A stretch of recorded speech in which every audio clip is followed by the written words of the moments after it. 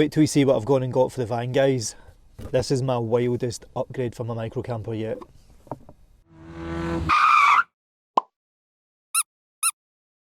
Hi guys, welcome back to another RobnDob episode, and this one's an exciting one because it's a massive upgrade to my music studio. So before we jump in, do me a favour guys by hitting that like button. It helps myself and the channel out massively, and if you haven't already, why not get subscribed so that you don't miss out on any of the content I've got coming in 2024. So with that out of the way, let's get to the video. So to explain the upgrade, let me give you a wee bit of background about me for a wee second. So a lot of people on the channel maybe know me from another channel, Robert Durham Music. That was my old YouTube channel that I used to run, and it was primarily where I put music demos up for artists, you know, like pop R&B artists, and it was purely a music channel, and I just got bored and I wanted to do something different. On here I want to get to know people, I want to help people, I want to show people that it's not scary to write music, to produce music, and if I can do it in the back of a van, you can do it in a house with a lot more equipment. So I set about first making the camper so that you can sleep in it, so that you can cook in it, so you can have water in it, and obviously have a shower in it. But the other priority, which was just as important as the sleeping, was somewhere that I could do music. You've obviously seen in other videos that I've thrown it in, wee snippets of me doing music, and you've obviously seen me playing guitar and stuff. The music setup was just as important as the sleeping part. If I'm being honest, I would have set it up for music and not worried about try to sleep and eat and drink and all that. But anyway, and that's where this upgrade comes into it. So what did I get? I got speakers. So let's have a look at them. The ERIS 3.5 desktop monitors. This is the size of it. It's tiny. The back of it, as you can see, it's got all your ports, your XLRs. It's even got EQ controls for the room. Not many of these speakers have that. If you can see here, the black and red input, that basically connects the output to the right speaker. So the difference with normal monitors, powered monitors, each monitor has got its own power supply independently. These only have one power source and it's coming from the left speaker. The right one only comes with the red and white connectors. So this has to connect to this. So why did I get the speakers for the van? When I'm doing music, when I'm writing, recording, producing, or just listening back to music, I use headphones, whether it be Apple headphones or my Slate Digital VSX headphones. I use them for everything. Anybody that does music with headphones on, your head can start going boom, boom, boom. And I just wanted something that I could just sit back and just let the music breathe in an open space without my head getting fatigued or my ears getting fatigued. So for any audiophiles and gearheads on the channel, I know what you're thinking.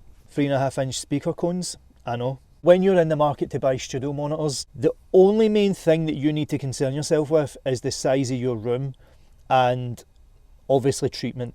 So if you have a massive room, it makes sense to get the biggest speakers for the big size room because then you can drive them and get the proper sound out of them. But if you've got a small space, it makes sense to get a small speaker. The size of my camper van, you've seen how small it is. So if I was to get massive speakers in here, I'm never going to be able to turn them up to get the clarity, to get the full bass response, because the bass would feel like it's really thumping. It's like if you go to a nightclub and you stand next to the speaker, you feel it going right through you. That would be the same in here on a small volume. Because of the woof, woof, I wouldn't be able to hear the high content. Now these monitors aren't for mixing, they aren't for doing mastering on. I have had the bigger brothers of these, the ERIS 5 I think they are, and they sounded amazing, so I trusted these ones. The size of them, I mean, they're tiny, and I'm not going to lie, a pair of Genelecs would be amazing, but these were maybe £100 odd. Genelecs are over £1,000, so I'll take them now. So let's cover the features of them now.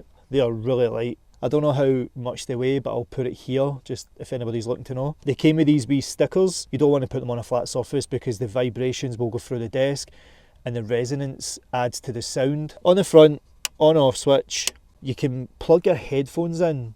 That's amazing, right? Not a lot of speakers do that. Aux in, and then it's got its volume up and down here. This is a big deal because I've had a lot of speakers like the HS5s, or I've had the KRK Rockets G6s I think they are. They have no buttons in front of it. The volume is all at the back and it's a pain in the arse trying to set volumes, try to get balanced volumes between both speakers and stuff. The fact there's an on and off switch, headphones, an aux in and the volume in the front, anybody that's got a set of speakers knows how important this is in a studio. And the thing is if you're mixing with these, or say you're just making music but you want to just check a mix in your head or whatever, when you plug your headphones in, the audio won't come out the speakers, it will just go straight to the headphones, and then you just control the volume with the volume knob.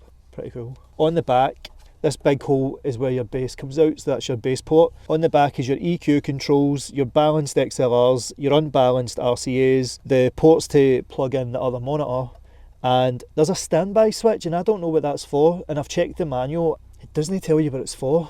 I've checked forums and all that stuff, nobody knows what it's for. My theory is on the front there's a little light here. This light goes white if there's no audio. When there is audio passing through the speaker, it turns blue. So I think the standby, it deattenuates the sound before the sound comes in at full blast in case it blows the speaker. So I think it's maybe a safety thing.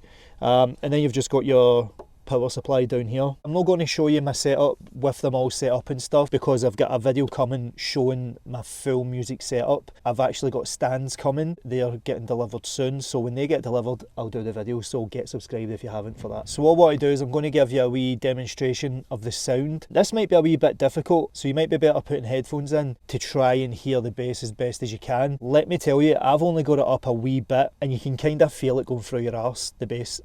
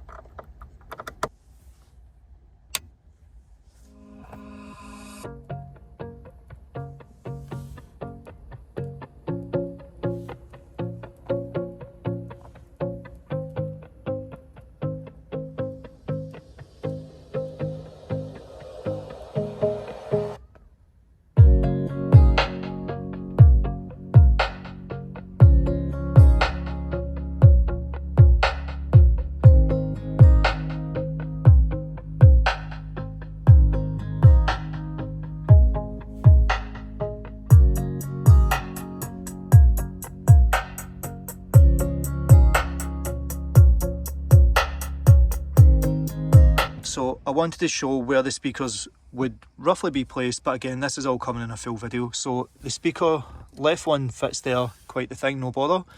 However, the second one on the right, as you can see, it's not the ideal place to go.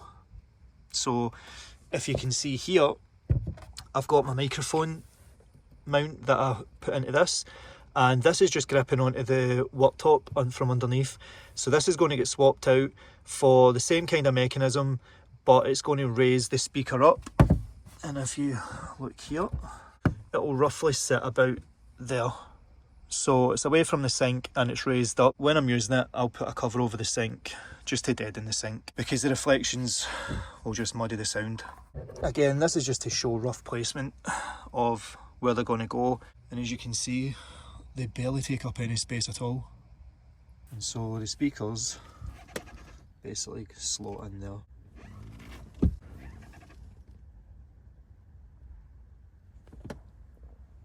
Does it seem like a silly upgrade for the van?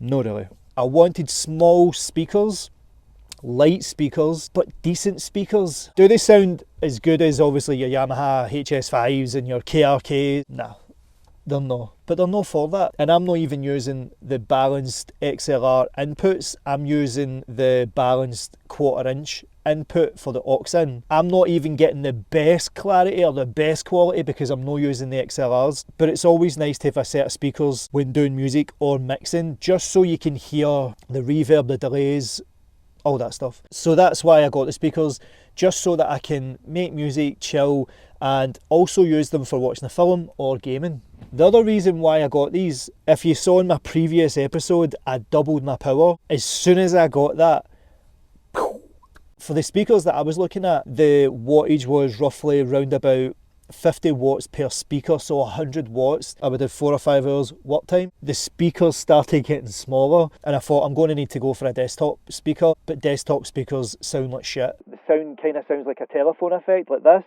and it just sounds horrible. There's no bass, the highs are terrible, and this is the best you'll get. I landed on the PRESONUS 3.5 second generations, and to my surprise, per speaker, they both take 25 watts. So this is important, guys, because depending on how much volume I'm cranking up on these speakers, it's not going to hit that 50 watts. If I turn these all the way up and I'm blasting them full pelt, that's when the 50 watts kicks in. Have a look at the numbers on the EcoFlow from running it at this level.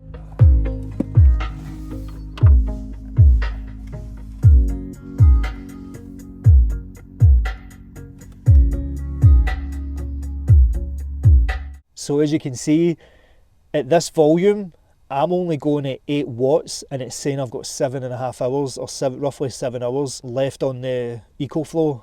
And that's not forgetting I've got the Blue 80 here as well. That's 14 hours, but I'm also running my lights in the van, so that 8 could probably come down to 5, or maybe even 4. They're barely running anything at all.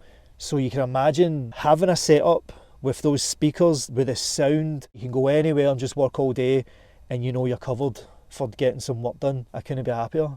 So that's a wrap, guys. We've upgraded the music studio with speakers, and be sure to get subscribed for the full music studio tour, where I cover the gear I use, how my acoustics work, and why I chose it. And as always, guys, I'd love to hear your opinion on my new upgrade in the comments below. Let me know if you use speakers in your van or in your house. Let me know what you're using, and if you've got any questions about my upgrade or anything else about the van, be sure to drop it in the comments as well, and I'll answer it as best I can. So till the next one, guys, thanks for watching, and I'll see you in the next one. See ya!